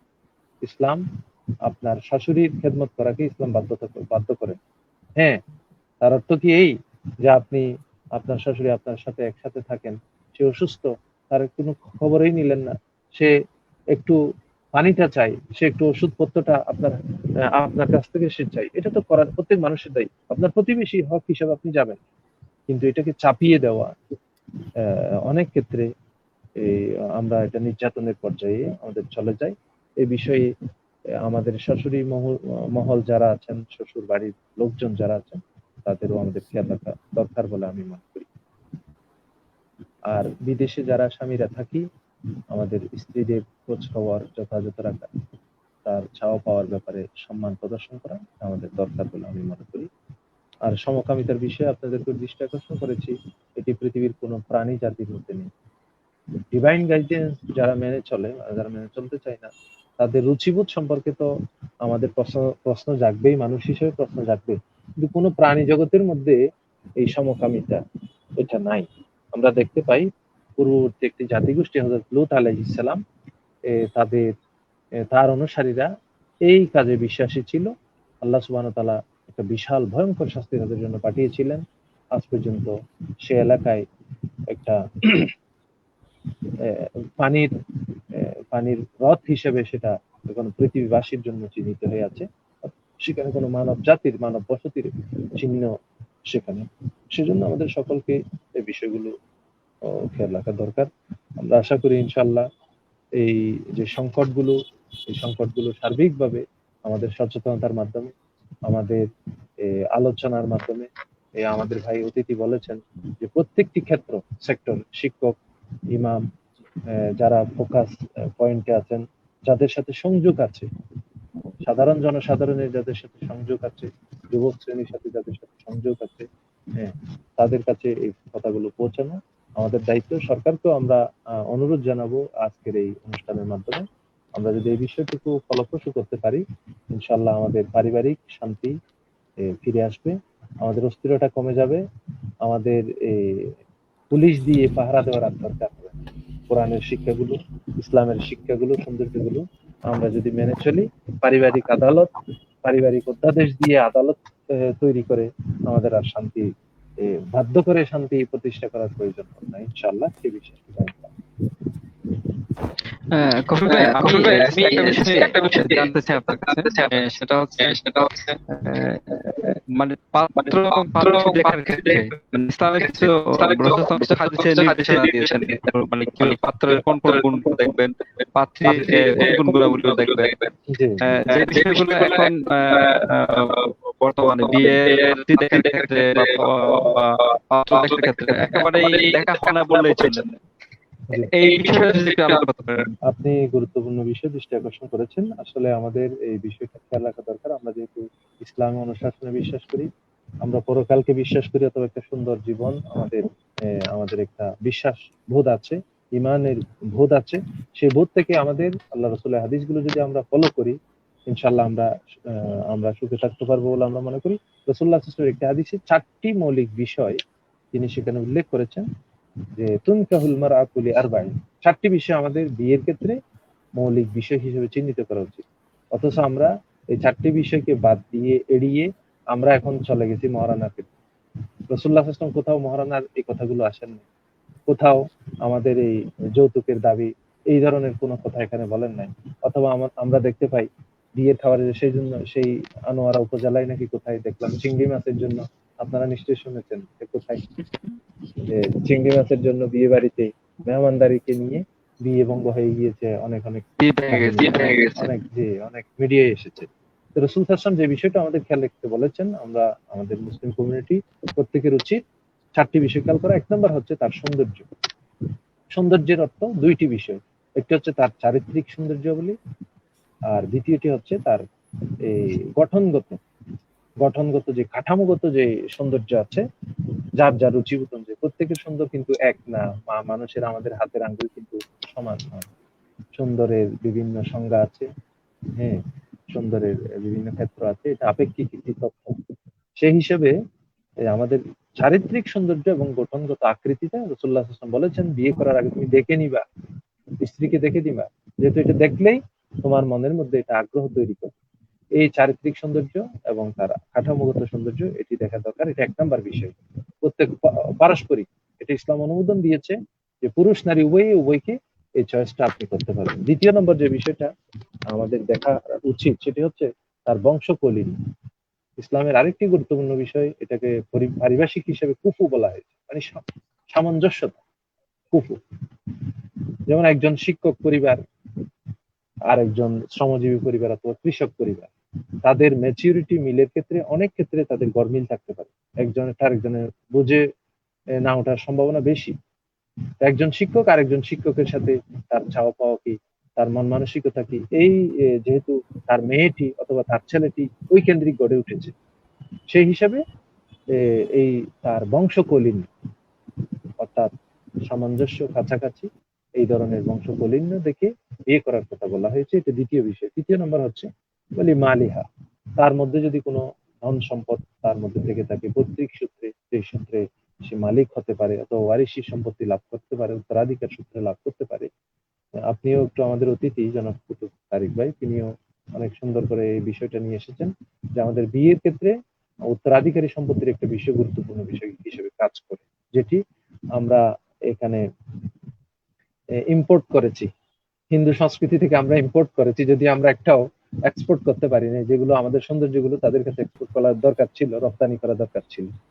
তো এইটি হচ্ছে তার মধ্যে যদি কোনো সম্পদের আধিক্য থাকে আমরা তাকে অগ্রাধিকার দিতে পারি। চতুর্থ নম্বর যে বিষয়টি রাসূলুল্লাহ সাল্লাল্লাহু আলাইহি ওয়াসাল্লাম বলেছেন যে প্রত্যেক মুসলমান নরনারী, পুরুষ যুবক যুবতীর খেয়াল রাখা দরকার ওয়ালি দীনিহা, তার দ্বীনি জ্ঞান, তার আদর্শগত, তার নীতিগত, নৈতিকতার অবস্থানটা কি, সে কোন পরিবেশে গড়ে উঠেছে, সে কিভাবে বড় হচ্ছে, তার মধ্যে আল্লাহর আনুগত্য, পর্দা মেনে চলার এই মন মানসিকতাটা গড়ে উঠেছে কিনা, যেহেতু পর্দা কথা খরচ, তার মধ্যে সামাজিক রুচিবোধ, ভদ্রতা, হ্যাঁ, আভিজাত্য, এই বিষয়গুলো তার মধ্যে গড়ে উঠেছে কিনা, এটি হচ্ছে ওয়ালি দীনিহা, তার আদর্শগত, বিশ্বাসগত, নৈতিকগত এই বিষয়টা দেখা দরকার। রাসূল শেষে একটু অগ্রাধিকার দিয়েছেন চারটি বিষয়ের মধ্যে, তুমি যদি শেষের বিষয়টা, দ্বীনি বিষয়টা, আদর্শের বিষয়টাকে যদি তুমি একটু অগ্রাধিকার দিয়ে থাকো এই তিনটি বিষয়ের উপরে, তাহলে রাসূল দোয়া করে দিচ্ছেন এক প্রকারে যে আমার ওই উম্মতটি তাদের দাম্পত্য জীবন সুখী হওয়ার আমি খুব বেশি আশা করি, এবং তার হাতে সচ্ছলতা আসার, সমৃদ্ধতা আসার আমি তার জন্য দোয়া করছি, আমি আশা করছি। তো এই চারটি বিষয় আমাদের বিয়ের ক্ষেত্রে উচিত। এখানে আপনারা নিশ্চয়ই খেয়াল করেছেন, এখানে কোথাও যৌতুক প্রথার কথা নেই, এখানে কোথাও মহারানার আধিক্য বেশি দেওয়া কম দেওয়ার এই ধরনের কোনো কথা নেই, যেগুলোকে আজকে আমরা প্রধান, অন্যতম গুরুত্বপূর্ণ প্রধান হিসেবে আমরা চিহ্নিত করছি। সুতরাং এই বিষয়টুকু আমাদের খেয়াল রাখা দরকার। আমাদের সামাজিক কালচার, তাজিদ তামাদ্দুনের সাথে যে প্রচলনের সাথে ইসলামের সম্পর্ক আমাদের দরকার, যেহেতু আমরা বিশ্বাস করি। ধন্যবাদ। ধন্যবাদ কপিল ভাই, খুব চমৎকার শুনছিলাম আমরা এতক্ষণ ধরে। অনেক নির্দেশনামূলক আমরা আলোচনা শুনেছি, ইসলামিক তত্ত্ববহুল আমরা আলোচনা শুনেছি। বেসিক্যালি আমাদের সামাজিকতা এবং সামাজিক দৃষ্টিভঙ্গি এবং ইসলামের এই বিয়ে সম্পর্কিত যে আমাদের লিমিটেশন ছিল, ধারণাগুলো ছিল, আমি মনে করি আজকের প্রোগ্রামটাই যথেষ্ট। এই ভুল ধারণাগুলো আজকে আমাদের এই প্রোগ্রামের মাধ্যমে আমরা হয়েছে, এবং আমি মনে করি আজকের এই আলোচনায় আমাদের যে মৌলিক অবক্ষয়গুলো আমরা দেখেছি, সেই অবক্ষয়গুলো আজকে এই আলোচনাগুলোতে সমাধানের পেয়েছি, একটা মৌকা পেয়েছি। তাই আমি আজকের আমাদের এই আলোচনার পক্ষ থেকে আমি প্রত্যেকের জায়গা থেকে আমি আহ্বান জানাচ্ছি যে এই সামাজিক যে বিয়ে সংক্রান্ত আমাদেরকে বেহায়াপনার দিকে ঠেলে দিচ্ছে। একটা যুবক নির্দিষ্ট সময় এসে অশ্লীলতাকে বিয়ের আপনার দেনমোহরের ঝুঁকি, সেই ঝুঁকিতে পড়ে যাচ্ছে, এবং দেনমোহরের কারণে দেখা যাচ্ছে সে বিয়েটাকে ভয় পাচ্ছে, এবং তাছাড়া বিয়ের পরে অশিক্ষিত হওয়ার কারণে বা অল্প শিক্ষিত হওয়ার কারণে যৌতুকের যে ভয়টা আমরা পাচ্ছি, সেই ভয় থেকে আমাদের উঠে দাঁড়াতে হবে এবং সেই ভয়ের সামাজিক অবক্ষয়ের বিরুদ্ধে আমাদের রুখে দাঁড়াতে হবে। তবেই আমরা একটা সুন্দর সমাজ আমরা গঠন করতে পারবো, সুন্দর একটা জাতি হিসেবে আত্মপ্রকাশ করতে পারবো এই আশা করছি। তো আমরা আজকের প্রোগ্রামে শেষ পর্যন্ত চলে আসছি। তো এর মধ্যে আমাদেরকে এবং বাইরে থেকে অধিকাংশ ব্যক্তিবর্গরা আমাদের মাঝে ছিলেন, আমি প্রত্যেককে ধন্যবাদ এবং কৃতজ্ঞতা জানাচ্ছি। পাশাপাশি আমাদের সাথে আজকে এই পর্যন্ত যে অতিথিগুলো আমাদের সাথে ছিলেন আমি আজকে আবারও ধন্যবাদ জানাচ্ছি। আমি শেষ মুহূর্তে 2 মিনিট করে সময় নিতে চাই আমাদের অতিথিবৃন্দদের কাছ থেকে, যে আমি প্রথমে ভাইয়ের কাছে আসতে যাচ্ছি, যিনি সেবা দিয়ে যাচ্ছেন, মানবতার কাজ করে যাচ্ছেন, লোহাগাড়ার কৃতি সন্তান। আমি কুতুব ভাইকে প্রশ্ন রাখতে চাই আমাদের এই বিয়ে সংক্রান্ত ব্যাপারে এবং যথাসময়ে সন্তান ছেলে হোক মেয়ে হোক তাকে বিয়ে দেওয়ার ক্ষেত্রে গার্ডিয়ানদের প্রতি দিক নির্দেশনা বা সাজেশন আপনার থাকবে, সেই বিষয়টা আমাদের মাধ্যমে তুলে ধরবেন। ধন্যবাদ। আচ্ছা, ধন্যবাদ সবার। আমি প্রথমে যে বিষয়টা বলতে সেটা হচ্ছে বিয়ের ক্ষেত্রে, শুধুমাত্র বিয়ের ক্ষেত্রে না, আমাদের জীবন চালানোর ক্ষেত্রে মানে আল্লাহর উপর নির্ভরশীলতা, মানে আল্লাহর উপর পূর্ণ আস্থা। অর্থাৎ আমি আল্লাহ সৃষ্টি করেছে, আল্লাহ আমার জন্য রিজিক রেখেছেন। এখন আমি যদি আমার মেয়েটাকে ভালো পরিবারে, অনেক ভালো পরিবার, অনেক শিক্ষিত, অনেক সম্পদ, সেই ছেলেটা কিন্তু মারা যেতে পারে, কিংবা হচ্ছে তাদের বড় একটা রোগ তাকে পরীক্ষা করতে আসলে সমস্ত সম্পত্তি নিয়ে নিতে পারে। ফলে সম্পত্তি কিংবা হচ্ছে বড় একটা বাড়ি, একটা গাড়ি কিন্তু বিয়ের ক্ষেত্রে মানদণ্ড হওয়া উচিত না। মানদণ্ড হওয়া উচিত একটু আগে যে বিষয়গুলো হাদিস থেকে বলেছেন, 4টা বিষয় বলেছেন, সেই বিষয়ের মধ্যে সর্বশেষ যে বিষয়টা সেই বিষয়টার উপর গুরুত্ব আরোপ করেছেন, সেটা হচ্ছে তার চারিত্রিক গুণাবলী, সে কতটা চরিত্রবান, তার দিনী জ্ঞান কতটুকু, সেই বিষয়টা সর্বশেষ গুরুত্ব দিয়েছেন এবং বলেছেন আমি আশা করতেছি এই ধরনের বিয়ে বরকতময় হবে, তাদের জীবন সচ্ছল হবে। তাহলে রাসূল সাল্লাল্লাহু আলাইহি ওয়াসাল্লাম আমরা যদি সেই বিষয়টা সেভাবে চিন্তা করি যে আমি বিয়ে দেওয়ার পরের বাকিটুকু দায়িত্ব হচ্ছে আল্লাহর, আমি আল্লাহর হাতে ছেড়ে দিচ্ছি। রিজিকের মালিক হচ্ছে আল্লাহ, আল্লাহ আমার মেয়েকে তো না খেয়ে রাখবেন। পৃথিবীতে এমন কোন প্রাণী আছে যে প্রাণী আল্লাহ না খেয়ে কোনো প্রাণী নেই। ফলে বিয়ের সময় আমার এই যে মানে অধিক সম্পদ দেখা, সম্পত্তির লোভ করা, আমার মেয়ে না খেয়ে থাকবে, আমার মেয়ে হচ্ছে মানে আরেকজন মেয়ের মতো সমাজে চলতে পারবে না, গাড়িতে চড়তে পারবে না, অনেক বেশি পরিধান করতে পারবে না। এই ধরনের চিন্তা ভাবনা গুলো আমরা যারা অভিভাবক যারা আছে তাদের আমার মনে হয় একটু মন থেকে দূর করে প্রত্যেকে যে জায়গায় আমরা সমাজটাকে সহজ করি, বিয়েটাকে সহজ করি, এই সম্পর্কটাকে একটা শুভ সম্পর্কটাকে মানে আমরা পজিটিভ চিন্তা করে আমরা একটা সম্পর্ক চিন্তা করি, যে এমন ভাবে চিন্তা না করে বিয়ে করার পরে তাকে আটকায় রাখতে হবে, তাকে মহারণের চাপ দিয়ে তাকে মানে বেঁধে রাখতে হবে যাতে মেয়েকে তালাক না দিয়ে। মানে আপনি যদি এরকম আটকে রাখেন বা এরকম বেঁধে রাখেন, আপনার সম্পর্কটাকে মধুর হবে কখনোই না, সম্পর্ক মধুর হবে না। এই সম্পর্কটা যেন মধুর হয়, মানে স্বামী স্ত্রী যেন মানে বিবাহের পরের সে জীবনে আসলে মানে স্বচ্ছতা যে গুরুত্বপূর্ণ হচ্ছে স্বামী স্ত্রী দুইজনের আন্ডারস্ট্যান্ডিং বা দুইজনের যে মনোসংযোগ সেটা কতটুকু হচ্ছে, এটা হচ্ছে গুরুত্বপূর্ণ। সেক্ষেত্রে তাদের বয়সের একটা সংযোগ থাকা বা সামঞ্জস্যতা থাকা উচিত।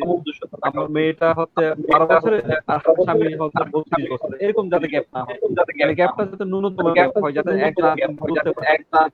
এই বিষয়গুলো চিন্তা করে মানে সবচেয়ে গুরুত্বপূর্ণ কথা হচ্ছে বিয়েটাকে সহজ করতে হবে, যাতে হচ্ছে মেয়েটা কোনো ছেলে বিয়ে করতে ভয় না পায়, কোনো অভিভাবক, কোনো মেয়ের অভিভাবক তার মেয়েকে নিয়ে শঙ্কিত না থাকে যে আমার মেয়েকে কিভাবে বিয়ে দেবো, আমার মেয়ে বিয়ে দেওয়ার জন্য হচ্ছে আরেকজনের কাছে কাজ করতে হবে, আরেকজনের কাছে টাকা সংগ্রহ করতে হবে, আমার 3টা মেয়ে 5টা মেয়েগুলো কিভাবে বিয়ে দেবো, এই ধরনের সবগুলো মেয়ের অভিভাবকের কাছ থেকে দূর হয়। ছেলের অভিভাবক যারা আছে তারা যদি মনে করেন আমার ছেলে বিয়ে করার ক্ষেত্রে তার অনেক সম্পত্তি অর্জন করতে হবে, তাহলে হচ্ছে ভালো ভালো মেয়ে পাবো না, এই ধরনের ভয়গুলো দূর করতে হবে। এই ভয়গুলো যদি আমরা দূর করতে পারি, বিশেষ করে এই ক্ষেত্রে যে আমি বলবো যে পাত্র এবং হচ্ছে যে কনে তাদেরও গিয়ে আসতে হবে, শুধুমাত্র অভিভাবকের গিয়ে আসতে হবে বিষয়টা এরকম না। যে পাত্র আছে তাকেও গিয়ে আসতে হবে, তাকে বলতে হবে আমি হচ্ছে মেয়ের ক্ষেত্রে আমি অধিক সম্পত্তি চাচ্ছি না, মেয়ের চরিত্রবান ছেলে চাচ্ছি। একইভাবে কনে তারও হচ্ছে সেটা করতে হবে যে আমি সম্পত্তি কোনো সময় হারাই যেতে পারি। সে পাত্র যদি জ্ঞানী হয়, পাত্র যদি চরিত্রবান হয়, সেটা কিন্তু আমার সারা জীবনের জন্য asset হিসেবে থাকবে। এই ধরনের চিন্তাগুলো যদি আমরা আমাদের নিজেদের মধ্যে গ্রো করতে পারি, আমাদের পরিচিত জনের মধ্যে এটা এই চিন্তাটা যদি ছড়িয়ে দিতে পারি, আমার মনে হয় বিয়েটা সহজ হবে এবং আমাদের সমাজে সুন্দর একটা সমাজ আমরা দেখতে পাবো বলে আশা প্রকাশ করি। ধন্যবাদ। ধন্যবাদ। এখন যে আমি কপিল ভাইয়ের কাছে আমরা চমৎকার আলোচনা শুনলাম প্রিয় কুতুব ভাইয়ের কাছ থেকে, তরিক ভাইয়ের কাছ থেকে। এই পর্যায়ে আমি যে আপনি একজন বিশেষ করে ইসলামিক স্কলার হিসেবে আমি আপনার কাছ থেকে জানতে চাই যে আমাদের সমাজে যথাসময়ে বিয়ে হওয়ার জন্য যে বিষয়গুলো সেই বিষয়গুলো সম্পর্কে 2 মিনিটে আমাদেরকে একটু দিবেন, আলোচনা করবেন। 2 মিনিটে আমরা প্রোগ্রামের শেষ পর্যায়ে চলে আসছি, আপনি 2 মিনিটে আমাদের আলোচনা শোনান। আমি ধন্যবাদ জানাচ্ছি। আমার কাছে বলা হয়েছে, কথা হচ্ছে আমাদের মাননীয় প্রধানমন্ত্রী এ বিষয়ে আমরা যেটা জটিলতায় আছি, আমরা পেশাগত কারণে এই বিষয়টা ফেস করছি, বিশেষ করে বাল্যবিবাহ। আমাদের প্রধানমন্ত্রী উনি নিজেই সংসদে দাঁড়িয়ে এই প্রস্তাবটুকু রেখেছিলেন যে আমি আমার নারী যারা সংসদ সদস্যরা আছেন অথবা নারী কর্মী যারা আছেন সকলের আমি একটু মতামত চাইবো যে 18 বছরের যে বিয়ে, এই বিয়েটা আসলে একজন নারী সে যখন যৌবন প্রাপ্ত হয়, এটা আমাদের শরীয়ত, স্বাস্থ্যবিধি সবকিছুই এটাকে বলে 15 থেকে 16 বছরে একটা মেয়ে ম্যাচিউর হয়ে যায়, যেটা তার সমস্যা থাকে। এটা আমি এই কথা বলার উদ্দেশ্য এটা যে আমরা দাবি জানাচ্ছি না যে 16 বছরে বিয়ে করতে হবে, এই কথা বলছি না। অর্থাৎ এখন আইনগতভাবে বিয়ের বয়স নির্ধারণ করা আছে 18 বছর। আমার দাবি থাকবে যে সরকারিভাবে একটা বাধা আছে, সেটি হচ্ছে 16 বছর। এটা আমাদের মাননীয় প্রধানমন্ত্রী তিনি যথাসময় এবং সময় উপযোগী পদক্ষেপ গ্রহণ করেছিলেন বলে আমাদের ধারণা। কিন্তু কিছু নারীবাদী অথবা কিছু নারী কর্মী তথাকথিত বলবো আমি, ওদের বিরোধিতার কারণে আমাদের মাননীয় প্রধানমন্ত্রী কি কারণে পিছিয়ে গেছেন তিনি ভালো জানবেন অবশ্যই। আমাদের দাবি হচ্ছে সমাজ থেকে একজন নারীকে সে যখন প্রাপ্তবয়স্ক হবে তখন তাকে একটা, যেমন পুরুষের বয়সটা হয়েছে 21 বছর, এটা ঠিক আছে, আর নারীর ন্যূনতম যে বয়স একজন যুবতীর ন্যূনতম বিয়ের বয়স 16 বছর করা, এটা আমাদের একান্ত কর্তব্য। দ্বিতীয় নম্বর যে বিষয়, আমাদের এখানে অনেকগুলো দায়িত্ব কর্তব্য আছে। আমরা তো এখানে সংক্ষিপ্ত 1 ঘন্টার একটা সেশনে এত কিছু বলা আমরা পারি না। অনেক ক্ষেত্রে আমাদের মা বাবা যারা আমরা হয়েছি, আমাদের অনেক বিষয়, আমি মা বাবা হওয়ার পরে আমার কিছু করণীয় কর্তব্য আছে। আমার সন্তানকে আমি কিভাবে গড়ে তুলবো, এক্ষেত্রে আমাদের প্রয়োজনীয় শিক্ষা তাদেরকে দেওয়া উচিত। বিশেষ করে তালাকের যে বিষয়টা আমাদের আলোচনায় এসেছে, মতবিরোধ হলে, দাম্পত্য জীবনের মতবিরোধ হলে তার কি করা উচিত, তারপরে মীমাংসাটা তারা কিভাবে নিজেরা করবে, বিবাহ বিচ্ছেদের আশঙ্কা হলে তাদের মধ্যে তারা কিভাবে একে অপরজনকে ছাড় দেবে, জন্ম নিয়ন্ত্রণ আছে, পরিবার ফ্যামিলি প্ল্যানিং অথবা পরিবার পরিকল্পনার যে বিষয়গুলো আছে সেখানে এটা অন্তর্ভুক্ত আছে। একজন নারী যখন গর্ভবতী হয়, তার পেটে সন্তান আসলে তখন তার কি করা উচিত এবং স্বামীর কি করা উচিত, সন্তান ভূমিষ্ঠ হওয়ার পরে কি করা উচিত, এবং শিশু জন্মগ্রহণ করার পরে শিশুর মানসিক বিকাশে কি করণীয়, ইত্যাদি ইত্যাদি সব বিষয় যদি আমরা রাখি, আমরা বিশ্বাস করি ইনশাল্লাহ এই সমাজ থেকে অনাচার অবিচার এগুলো দূর হয়ে যাবে। যেহেতু আমরা মায়ের জাতি, আমরা কিন্তু পৃথিবীতে বংশ বিস্তার লাভ করেছি মায়ের মাধ্যমে। এটা হচ্ছে আমাদের মায়ের জাতি, যেটা একজন সাহিত্যিক তিনি আরবি ভাষায় বলেছেন। এই কথাটা বলেই শেষ করছি। ফাহিদনুল উম্মি মাদ্রাসাতুন তাসামা বিতারবিয়াতিল বানিনা ওয়া নিসা। অর্থাৎ মাতৃক্রোড়টাই হচ্ছে একটা বিশ্ববিদ্যালয়, একটা ইউনিভার্সিটি। সুতরাং আমাদের মাদেরকে আমরা সমৃদ্ধ করতে পারি। আর আমরা কাজী সাহেবরা অবশ্যই আমরা সবসময় সরকারকে সহযোগিতা, সরকারি আইনগুলোকে সহযোগিতা, জনগণকে সচেতন করার জন্য নিকারিস্টাররা কাজ করছেন। আমরা এক্ষেত্রে সাধারণ জনসাধারণেরও সচেতনতা আমরা কামনা করছি। একজন মেয়ে বিয়ে উপযুক্ত হলে দেরি না করে সেটা পাত্রস্থ করার সৎ পাত্রস্থ করলে আল্লাহ রাসূল সাল্লাল্লাহু আলাইহি ওয়াসাল্লাম আমাদের পরকালীন জিন্দেগিতে আমাদের সুসংবাদ দিয়েছেন। এভাবেই আমরা অপরাধগুলোকে কমাতে পারি। আল্লাহ ওয়া তৌফিক ইল্লা বিল্লাহ। আপনাকেও ধন্যবাদ জানাচ্ছি সুন্দর আয়োজন, অতিথিকেও ধন্যবাদ, আমাদের মডারেটরকে ধন্যবাদ, সকলকে ধন্যবাদ, দর্শক মন্ডলীকে ধন্যবাদ। আসসালামু আলাইকুম। আসসালামু আলাইকুম।